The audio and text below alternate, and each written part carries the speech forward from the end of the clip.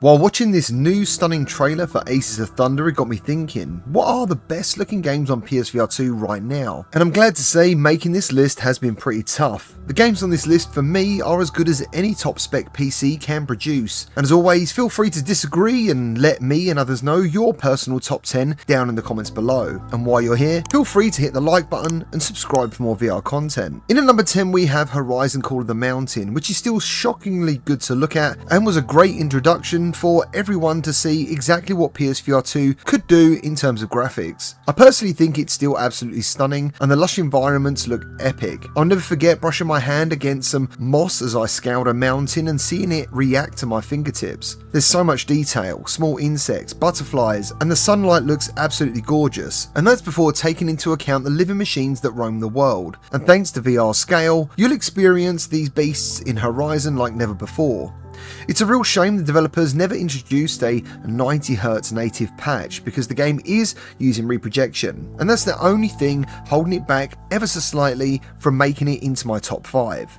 In at number 9 we have No Man's Sky, which has definitely been a bit of a roller coaster in terms of its VR presentation over the years, but right now it's definitely a truly stunning game to behold.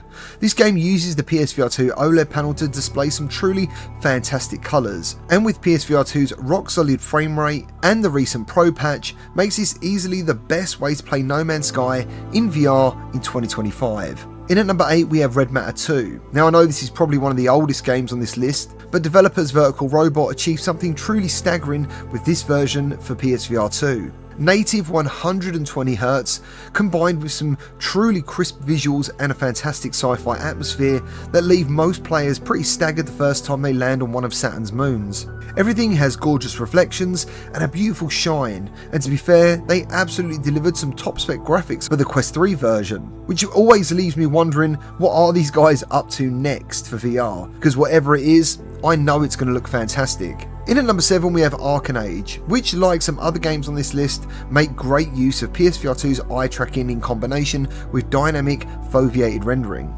Everything from the world's environment, weapons and enemies looks incredibly detailed and again has a super smooth frame rate. Going underwater blesses your eyes with some gorgeous colours, and the physics-based combat and movement make this one of my favourite games to play in 2025 on PSVR2. In at number 6 we have Skydance's Behemoth, and if there's one thing this game does brilliantly, it's scale in VR. Sure, the worlds and the weapons and everything else, to be fair, looks on point, but the Behemoth fights are pretty insane to see, and the first time you face off against these towering giants is something you don't forget. The two most unforgettable behemoths for me are the towering Dreadstag, which is a brilliant moment in the game which makes great use of Ren's grapple mechanics, and it definitely gives the most Shadow of the Colossus vibes we have in VR. And second to this is Night Scraper, which starts on the ground and then takes you up to the skies for a very cool but short battle.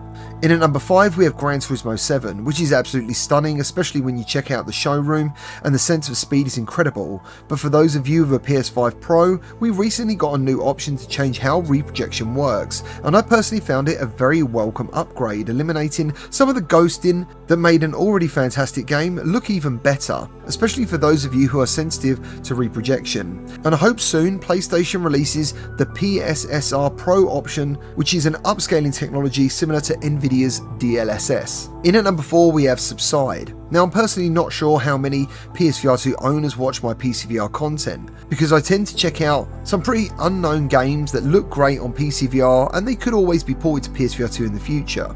Some of these developers are definitely indie devs and they might even be working alone. And sometimes they drop a really great game on an experience that's super special, and in the case of Subside, I would say this game is extremely special, especially on PSVR2.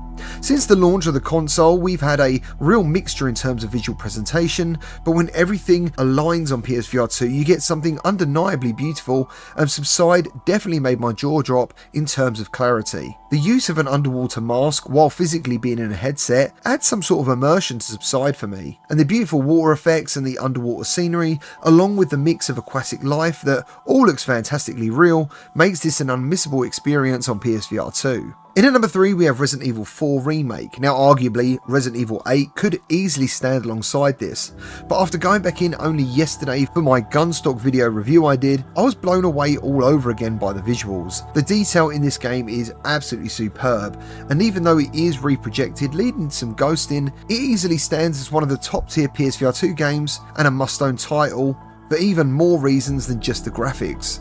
In at number 2 we have Hitman World of Assassination, and after seeing so many people go hands on with this now, I'm sure it's made its way into a lot of your top 10s. And I'm not just talking about graphics. Some of the views are absolutely staggering to look at, and again, the OLED panel brings some beautiful colours into the mix. The weapons look incredibly detailed too, and I hope everyone gets to play this new VR port. Sure, there's some things that still feel a little bit clunky, but overall with all the NPCs populating the world, the super smooth frame rate and the huge variety of environments to explore, this should be in every PSVR2 owner's library. And that brings us a little bit controversially to number 1, and that's Wanderer Fragments of Fate, and the detail in everything from the world to the interactive objects is just staggering for me. It's also very physically immersive, and if you forgive the current combat, which I believe they are working on, overall the developers are making use of eye tracking and a solid 90Hz refresh rate, along with the many different timelines and places you'll get to visit, put this as my current number 1 best looking game on PSVR2. Well, that's all I've got for you today. If you enjoyed this video, please leave a like, subscribe for more VR content, and I'll be making the best graphics on Quest video very soon.